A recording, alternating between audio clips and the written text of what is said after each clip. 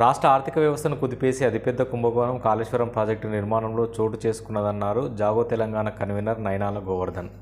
కాళేశ్వరం భారీ ప్రాజెక్టుపై నిజాయితీపరులైన అధికారులు సిట్టింగ్ జడ్జిచే న్యాయ విచారణ జరిపించి దోషులను కఠినంగా శిక్షించాలని, అవినీతి సొమ్మును ప్రజా ఖజానాకు రికవరీ చేయాలనే ప్రధాన డిమాండ్తో జాగో తెలంగాణ జలసాధన సమితి ఆధ్వర్యంలో రౌండ్ టేబుల్ సమావేశం జరిగింది.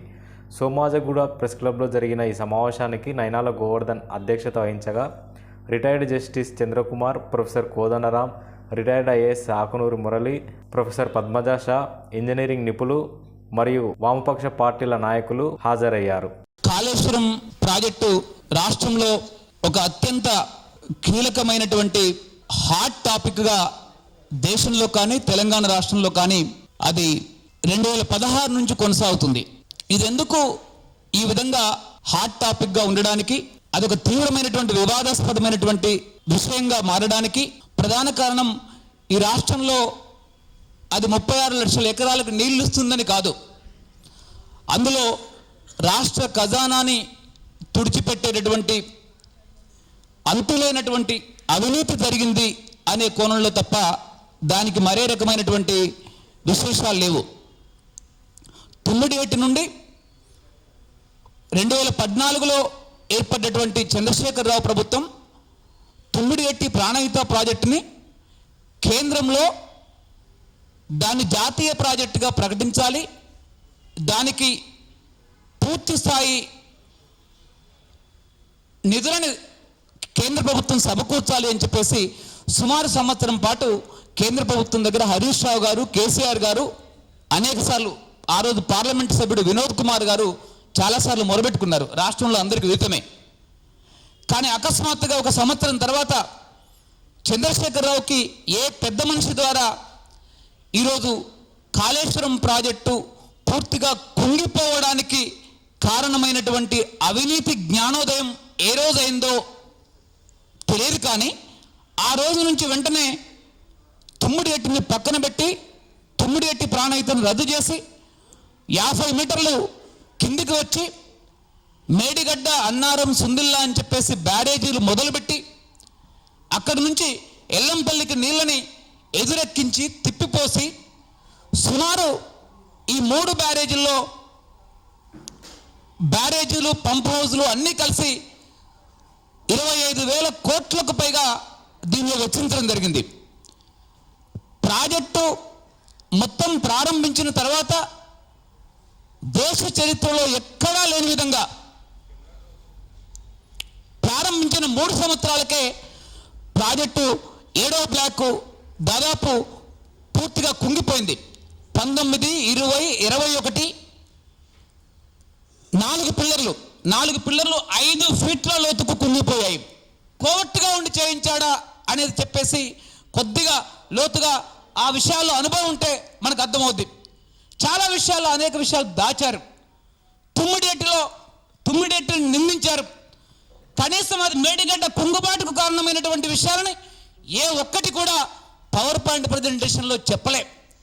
డ్యామ్ సేఫ్టీకి సంబంధించినటువంటి ఏ విషయాలు లోతుల్లోకి వెళ్ళి ఒక్క అక్షరం కూడా కనీసం ప్రస్తావించలే. అంతేకాదు డ్యామ్ సేఫ్టీ వాళ్ళు చాలా క్లియర్గా చెప్పారు, ప్లానింగ్కి అనుగుణంగా డిజైన్ లేదు, డిజైన్కి అనుకూలంగా నిర్మాణం జరగలేదు, నిర్మాణాలు డిజైన్ ప్లానింగ్కి అనుగుణంగా మెయింటెనెన్స్ కానీ ఆపరేషన్ కానీ జరగలేదు. ఇవన్నింటి యొక్క నిర్వహణ లోపాలు, ఇవన్నిటి యొక్క సమిష్టి లోపాల వల్లనే ఆ ప్రాజెక్టు మొత్తం కుంగిపోయింది అని చెప్పేసి డ్యామ్ సేఫ్టీ వాళ్ళు చెప్పారు. డ్యామ్ సేఫ్టీ వాళ్ళు 43 పేజీల ఒక నివేదిక ఇచ్చారు.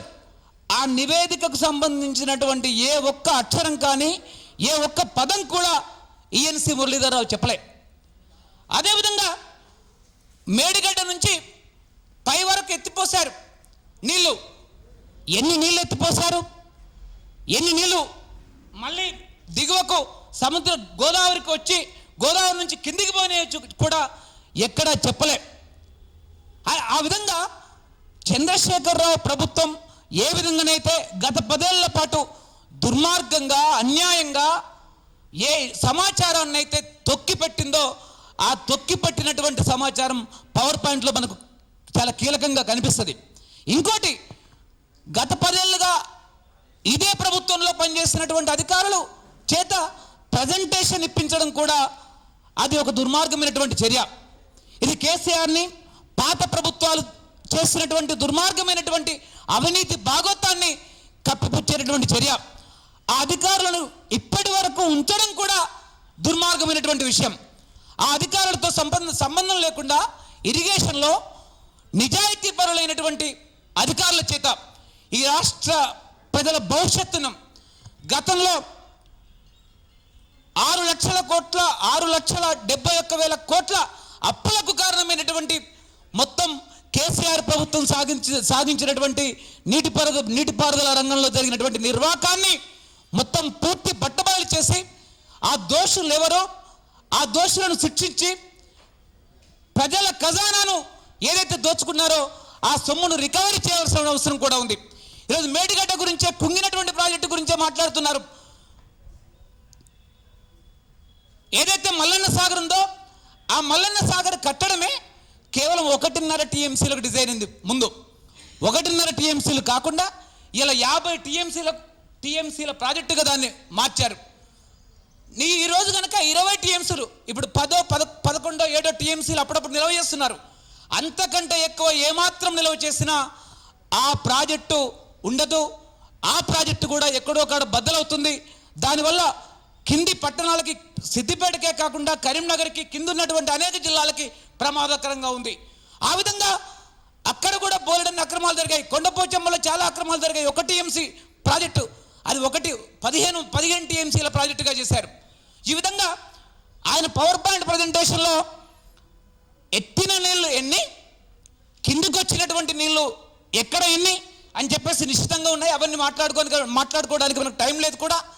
అయితే వాటన్నిటి గురించి ఏమాత్రం ప్రస్తావించకుండా మొత్తంగా చూస్తే కరెంటు బిల్లులు 2018-19 సీజన్లో ఒక 18-20 టీఎంసీలు ఎత్తిపోసిన తర్వాత ఎంత బిల్లు వచ్చిందంటే 7,700 మెగావాట్ల నుంచి full operation from Medigadda to Kondapochamma వరకు ఎప్పుడైతే ఒక్కసారి ఆపరేషన్ జరిగింది, పూర్తి స్థాయిలో నిర్వహించారు, అప్పుడు 1,200 మెగావాట్ల విద్యుత్ వచ్చింది.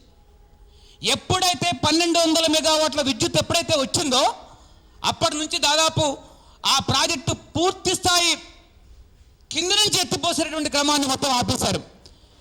ఈ 2023 వర్షాకాలంలో శ్రీరామ్ సాగర్కు నీళ్లు రాలేదని చెప్పేసి 14 రోజుల్లో జూలై మాసంలో నీళ్ళు ఎత్తిపోశారు. 14 రోజుల్లో 2.5 టీఎంసీలు ఏది శ్రీరామ్ సాగర్ పునరుజ్జీవనం ద్వారా మిడ్ మానేరు కాలువ దగ్గర నుంచి ఎత్తిపోస్తే 2.5 టీఎంసీలు ఎత్తిపోస్తే 5 రోజుల తర్వాత మహారాష్ట్ర ఎగువ నుంచి భారీ వర్షాలు వచ్చేసి శ్రీరామ్ సాగర్ పూర్తిగా నిండిపోయి ఎత్తిపోసినటువంటి 2.5 టీఎంసీలు మొదటి రోజే 30 టీఎంసీలు విడుదల చేస్తే మొత్తం సముద్రంలోకి వెళ్ళిపోయాయి. అదేవిధంగా రెండవ రోజు మళ్ళీ 15 టీఎంసీలు ఎత్తిపోస్తే మళ్ళీ పూర్తి స్థాయిలో సముద్రంలోకి వెళ్ళిపోయాయి. ఈ విధంగా గత 5 ఏళ్లలో ఎత్తిపోసినటువంటి అనేక టీఎంసీలలో ఎల్లంపల్లి వరకు ఎత్తిపోయకముందే కడెం నీళ్లు 2013 జూలై 5వ తారీఖున వచ్చిన వరదలు కానీ, లేక ఆ నెలంతా వచ్చినటువంటి వరదల వల్ల కానీ, లేక గత సంవత్సరం 2023 జూలై 29 నాడు వచ్చినటువంటి భారీ వర్షాలు, శ్రీరామ్ సాగర్ ఎగువ నుంచి వచ్చినటువంటి వర్షాల వల్ల మేడిగడ్డ, అన్నారం, సుందిలో నుంచి ఎత్తిపోసినటువంటి నీళ్ళు ఎల్లంపల్లికి చేరకముందే కిందికి మొత్తం పూర్తిగా పోయినటువంటి పరిస్థితి మనకు కనబడుతూ ఉంది. కావున ఈ విధంగా తుమ్మిడేటి దగ్గర ప్రాజెక్టు కట్టి ఎల్లంపల్లికి కనుక తీసుకొచ్చుంటే ఈ ఎదురు ఎత్తిపోతలు ఉండేవి కాదు, ఎదురు వరద ఉండేది కాదు, ఇంత దౌర్భాగ్యమైనటువంటి ఘోరమైనటువంటి స్థితి, అవినీతికి కుంగిపోయి ఉండేది కాదు. ఈ విధంగా తెలంగాణ ఈరోజు ఇప్పుడున్నటువంటి ప్రభుత్వం అప్పులు తీసుకుంటే తప్ప ప్రభుత్వం నడపలేనటువంటి దుస్థితికి దిగజార్చినటువంటి కేసీఆర్ ప్రభుత్వం కాళేశ్వరం ప్రాజెక్టు కావచ్చు, లేదా భగీరథ ప్రాజెక్టు కావచ్చు, మిగతా అనేక రకాల ఎత్తిపోతలు కావచ్చు, ఇవన్నీ కూడా దీనికి ప్రధాన కారణం. ఇప్పుడు పెద్దలు మాట్లాడతారు, దీనిలో సూటిగా ఒక 2 అంశాలు మీ ముందు చెప్పి నేను ముగిస్తాను. అసలు తుమ్మిడి ఎట్టి అద్భుతమైనటువంటి ప్రాజెక్టు 72 కిలోమీటర్లు మైలారం వరకు గ్రావిటీలో వచ్చి అక్కడి నుంచి కేవలం 19 మీటర్ల లిఫ్ట్ పెడితే ఎల్లంపల్లిలో వచ్చి పడతాయి. కానీ దానికి భిన్నంగా నిర్మించినటువంటి కాళేశ్వరం ప్రాజెక్టు మేడిగడ్డ అన్నారం సుందిల నుంచి 128 మీటర్ల ఎత్తుకు తీసుకొస్తే తప్ప నీళ్ళు రావు.